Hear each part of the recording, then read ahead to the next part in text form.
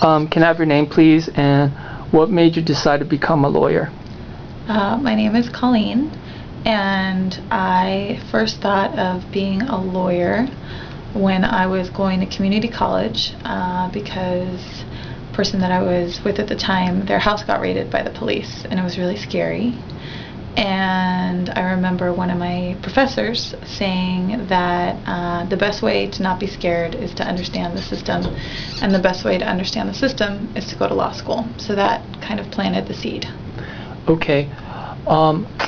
What case are you working on right now? One of the cases that I'm working on right now is a case on behalf of some of the people who were at a fundraiser for the I think it was for the Anarchist Book Fair last winter, and the police raided the fundraiser and arrested a bunch of people and detained a bunch of people unlawfully, and unlawfully entered the space. And so we, another couple lawyers and I filed a lawsuit on behalf of the people who were there. What are some cases you won? A big victory case recently was a settlement against the city of Los Angeles for what happened on May 1st, 2007 when the LAPD attacked the Immigrants Day rally in MacArthur Park. And that ended with a big settlement. I've also worked on some successful cases, or one big successful case against the county of San Bernardino for unlawful strip searches in their county jail. Have you catch a lot of police officers or sheriffs lying in court? And if they do they get fined, or the judge let them go? There are a lot of cases where police officers perjure themselves, where they lie under oath, but it is very difficult to hold them accountable for it, but we try. Let's say somebody from poor income family wants to be a lawyer and they're a college dropout. What could they do to become a lawyer? There's a couple different options. I actually dropped out of high school. I didn't finish high school, and instead I went to community college for 2 years, and then I transferred to university and finished there, and then I went to law school. But there are some law schools where if you've dropped out of college and haven't finished college, you can still go to law school. One school like that is People's College of Law. I know there are other schools that used to do it, but I'm not sure if they're still doing it, like USC and Southwestern. But it's just something that you could probably call around to the different law schools and ask whether or not they accept people who don't have a college degree. Do they have financial aid and student loan in the schools too? Or? Yes, there's financial aid and student loans. Law school is really expensive, but if you do well on the LSAT or whatever, you can call them and ask them what their requirements are, but a lot of schools will give a lot of financial aid. I know there's some people who have a record or who's a felon and stuff, or ex-political prisoners, they can't become a school teacher, but to be a lawyer, do they do a full background check? Or? Yeah, they do a full background check, and what happens is you need to be, after you graduate from law school, in order to practice law, you have to be licensed by the State Bar of California. And if you have a criminal record, you should call the State Bar and talk to them about how the State Bar treats whatever criminal charges you have on your record. Okay. What law do you practice?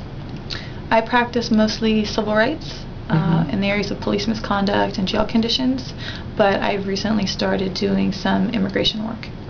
Okay, what's the best thing about being a lawyer? There's a lot of nice things about being a lawyer, but mostly just being able to help people through the system that can be really scary and overwhelming, and trying to right wrongs. But the thing that I like most about it is working with people who are doing more like grassroots community work and being able to be part of their projects and advance that work. Okay, also besides being an activist lawyer, you also organize events and do different things. How do you make enough time for that? Well, good time management skills, I guess. Okay. So, do you have any suggestions for people who are interested, like suggestion ideas for people who are interested in becoming an activist lawyer?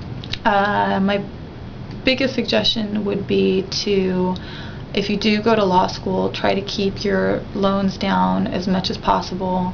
by, like living at home or not living somewhere expensive, by going to the law school that offers you the best financial aid package, by working in the summers, buying used books, whatever you can to keep your costs down, because the lower your debt when you graduate from law school, the more options you're going to have to do the type of work that you actually want to do. In Los Angeles, is there like a activist lawyers movement where a group of activist lawyers get together, any organization or group like that?